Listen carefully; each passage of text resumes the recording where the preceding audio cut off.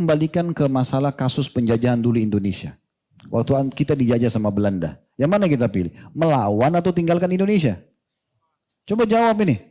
Lawan. Cuma 5 orang yang mau melawan. Yang lain mana pengecut? Hah?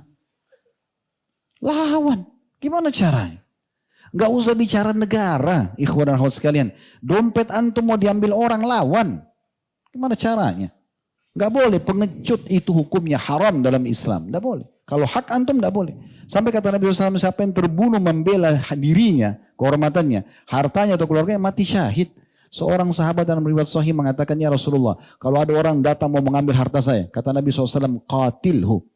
Tahu apa arti qatil? Perangi dia, lawan, bunuh dia. Itu maknanya. Kalau mau diambil hakmu, lawan dia. Lalu orang itu bilang apa? Ya Rasulullah, kalau saya bunuh dia, maksudnya secara hukum agama bagaimana? Kata Nabi SAW, kau tidak berdosa.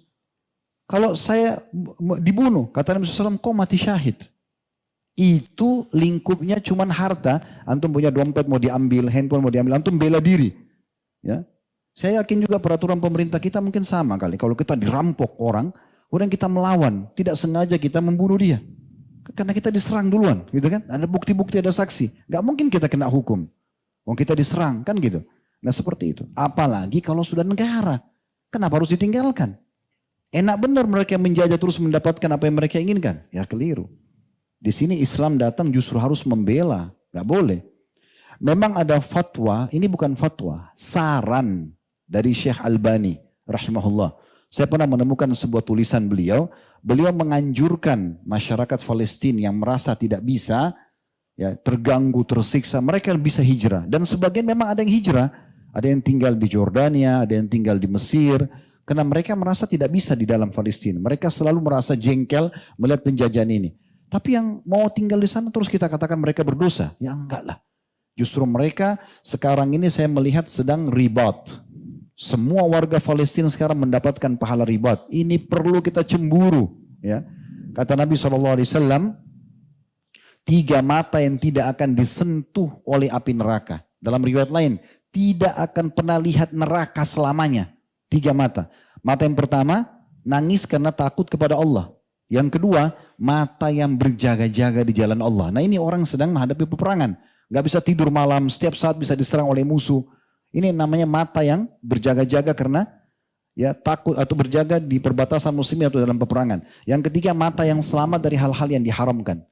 Ada seorang sahabat namanya Anas bin Abi Marthad Al-Ghanawi radhiyallahu anhum. Satu waktu Nabi SAW sedang menuju ke Hunain dan akan berperang. Kemudian waktu itu beliau lagi mau istirahat sama pasukan. Beliau bilang, siapa yang berjaga malam ini? Anas ini langsung mengatakan, saya Rasulullah. Kata Nabi SAW, baik, naik kudamu, naik ke bukit itu. Nabi SAW tahu musuh hanya bisa menyerang dari bukit itu. Naik di atas kuda itu, jangan kamu tinggalkan kuda itu, kecuali hanya untuk sholat atau buang hajat. Itu aja, selain itu di atas kuda. Lihat, laporkan kalau ada musuh menyerang. Semalam suntuk waktu itu, lagi dingin. Anas pun pergi ke sana, radhiyallahu anhu. Semua Nabi dan para sahabat tidur. Pas azan subuh, Nabi SAW sholat sunnah al-fajr 2 rakaat, lalu beliau tanya sahabat-sahabat itu, teman kalian ini, maksudnya si Anas, ya, bin Abi Marthad ini, kelihatan nggak datang? Kata para sahabat, tidak ya Rasulullah. Kata Nabi SAW, kita iqamahkan sholat. Iqamah sholat, azan subuh. Sholat subuh. Selepas sholat subuh, Nabi SAW lalu mengatakan, saudara kalian telah datang. Anas datang. Kata Anas datang dari bukit tersebut, dari semak belukar, kemudian muncul tiba-tiba. Lalu kata Nabi SAW, apa yang kamu lakukan? Dia bilang, ya Rasulullah, saya memantau kiri kanan dan saya tidak temukan mereka ada satupun yang akan menyerang kita. Kata Nabi SAW, saya mau tanya, kau tinggalkan tidak posisi kamu yang saya tunjuk semalam? Dia bilang, tidak ya Rasulullah. Kecuali seperti yang anda izinkan, hanya sholat atau buang hajat, itu aja. Maka kata Nabi SAW, demi zat yang jiwaku dalam agama saya, demi Allah, sesungguhnya Allah telah mewajibkan surga untukmu dengan perbuatan itu. Berjaga semalam saja, itu sama dengan mendapatkan jaminan surga. Dan kata Nabi SAW, tidak ada lagi dosa yang membahayakan kamu setelah perbuatanmu hari ini. Jadi ini luar biasa nih. Mereka sedang berjaga-jaga, matanya di jalan Allah Subhanahu Wa Taala. Mereka punya kelebihan yang perlu kita cemburuin ya sebenarnya.